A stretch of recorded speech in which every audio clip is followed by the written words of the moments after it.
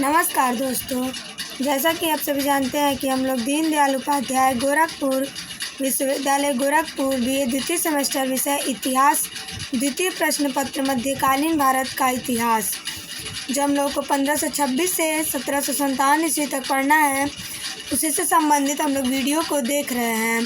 First paper का video अगर आप लोगों ने नहीं देखा है तो ज़रूर जाकर देखें, क्योंकि फ़र्स्ट पेपर में 4 यूनिट है और चारों यूनिटों से संबंधित मैंने वीडियो बनाया हुआ है। और आज हम लोग सेकेंड पेपर से इकाई चतुर्थ को पढ़ेंगे। इसमें भी हमने 3 यूनिट को पढ़ा दिया है और चौथे यूनिट में यह तीसरा वीडियो है, मुग़ल काल में चित्रकला और वास्तुकला का विकास।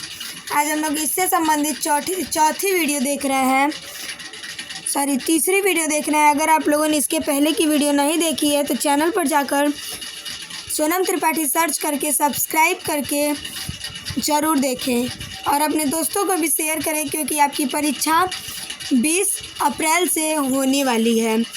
अगर आप लोगों ने कमेंट किया तो मैं आप लोगों को इससे संबंधित 50 MCQ जो आप लोगों को पूरा, क्योंकि अब आप लोगों को 1206 से 1757 ईस्वी सिर्फ एक पेपर हिस्ट्री का देना है, तो उससे संबंधित मैं 50 MCQ ज़रूर बनाऊंगी।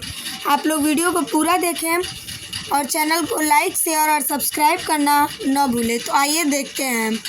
मुग़ल कालीन प्रशासनिक, सामाजिक, आर्थिक एवं सांस्कृतिक अवस्था।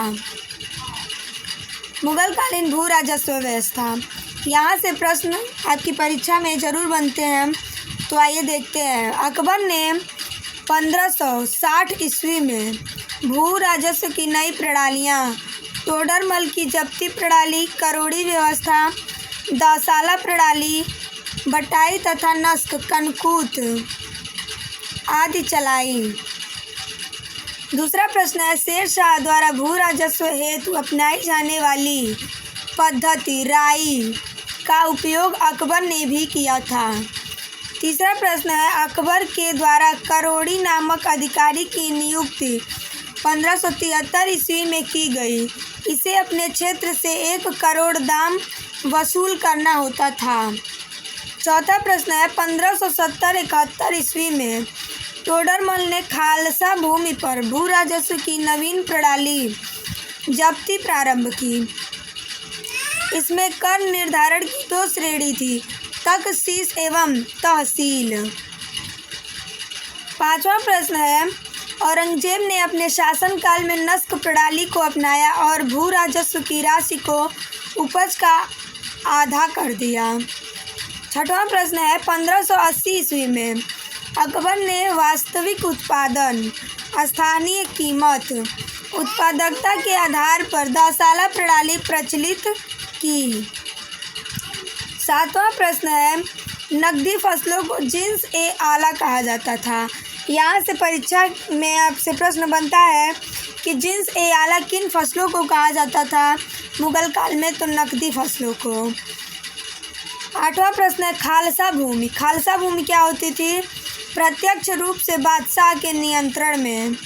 खालसा भूमि प्रत्यक्ष रूप से बादशाह के नियंत्रण में होती थी। नौवां प्रश्न है, जागीर भूमि। तनख्वाह के बदले दी जाने वाली भूमि कहलाती थी।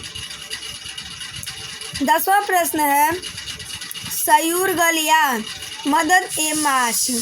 यह अनुदान में दी गई लगानहीन भूमि थी। इस प्रकार की भूमि मिल्क कहलाती थी। फिर है, उत्पादकता के आधार पर भूमि का वर्गीकरण कितने भागों में हुआ था? 11वां प्रश्न है, पोलज भूमि। सबसे अधिक उपजाऊ व प्रतिवर्ष खेती होने वाली भूमि पोलज भूमि कहलाती थी। 12वां प्रश्न है, परती भूमि। पोलज से कम उपजाऊ व एक फसल पश्चात बोई जाने वाली भूमि थी।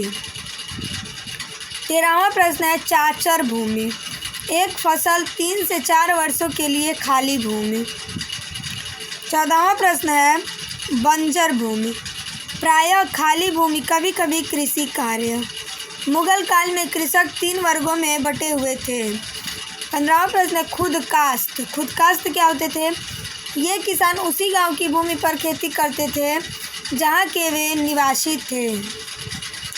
16वां प्रश्न है, पाहिकास्त ये दूसरे गांव जाकर कृषि कार्य करते थे। 17वां प्रश्न है, मुजारियन खुदकास्त कृषकों से भूमि किराए पर लेकर कृषि कार्य करने वाले। इस प्रकार मैंने आप लोगों को दीनदयाल उपाध्याय गोरखपुर विश्वविद्यालय गोरखपुर के बीए द्वितीय सेमेस्टर विषय इतिहास द्वितीय प्रश्न पत्र मध्यकालीन भारत का इतिहास, जो आप लोगों को 1526 से 1757 ईस्वी तक पढ़ना है, उसमें यह चौथा यूनिट है और चौथा यूनिट की यह तीसरी वीडियो है, क्योंकि मुग़लकालीन भू राजस्व व्यवस्था और मुग़लकालीन व्यवस्था बहुत बड़ी है, इसलिए मैंने धीरे छोटा छोटा करके आपको दिया हुआ है ताकि आप लोग आसानी से पढ़ सकें। और अपने दोस्तों को भी शेयर करें। चैनल पर नए हैं, चैनल को लाइक, शेयर और सब्सक्राइब करना न भूलें। आपकी परीक्षा 20 अप्रैल से होनी निर्धारित है। आप लोग तैयारी अच्छे से कीजिए और अच्छे अंकों से उत्तीर्ण हो, इसी शुभकामनाओं के साथ नमस्कार।